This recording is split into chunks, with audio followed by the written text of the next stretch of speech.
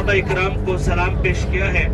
मेरी दुआ है कि अल्लाह पाक हम सब का सलाम पेश करना कबूल फरमाए। ये वो मुकाम है जिसकी अभी आपने ज़ियारत की, जन्नत का पहाड़ का नज़ारा किया।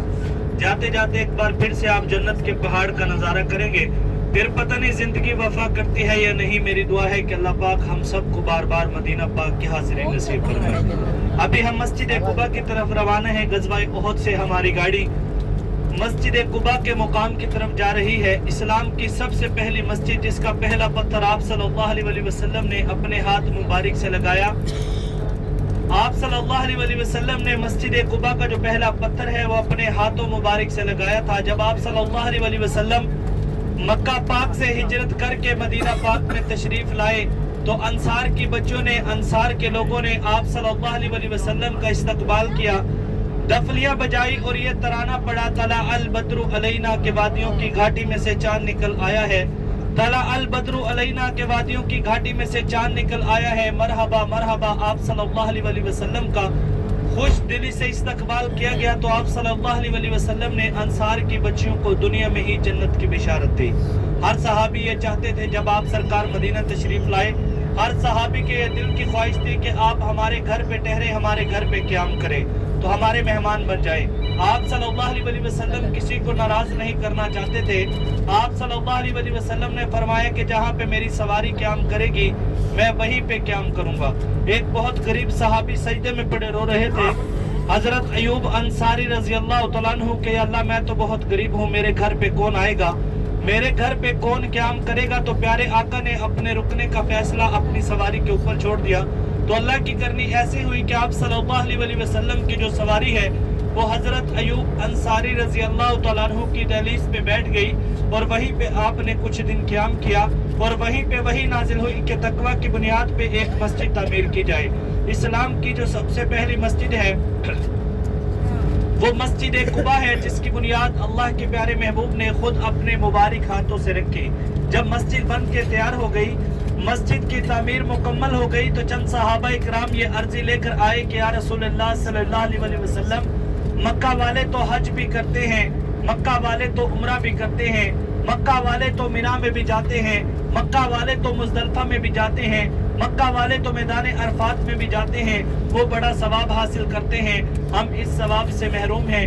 हमें भी कोई ऐसा अमल बता दे, हमें भी कोई ऐसा तोहफा दे दे कि हम भी बड़ा सवाब हासिल कर सके।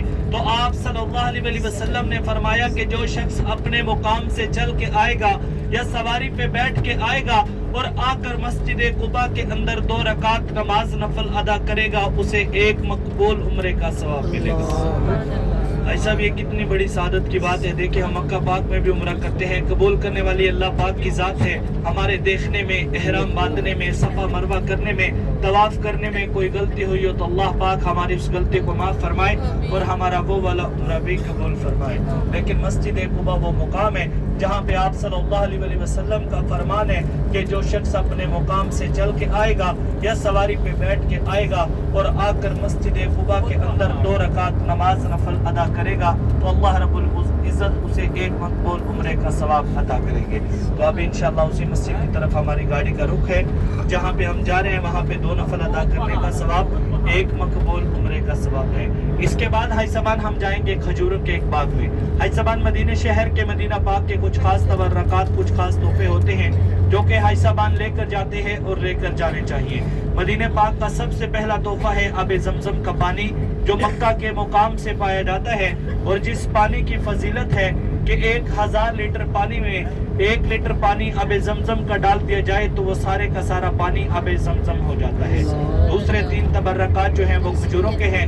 अजवा खजूर वो वाहिद खजूर है जो कि जन्नत के मेवों में से एक मेवा है जिसके बारे में हदीस से मरवी है कि जो शख्स सुबह 7 दाने निहार मुंह अजवा खजूर के खा लेगा उस दिन के लिए उस शख्स पे कोई जादू टोना या जहर वाली चीज असर नहीं करेगी। दूसरी खजूर अंबर खजूर है। ये सब खजूरों से लंबी होती है और शहादत उंगली के बराबर होती है। इसे आप सल्लल्लाहु अलैहि वसल्लम नाश्ते में तनावल फरमाया करते थे। तीसरी खजूर को बरनी बरकत भी कहते हैं, बरनी मदीना भी कहते हैं। ये खैर बरकत वाली खजूर होती है।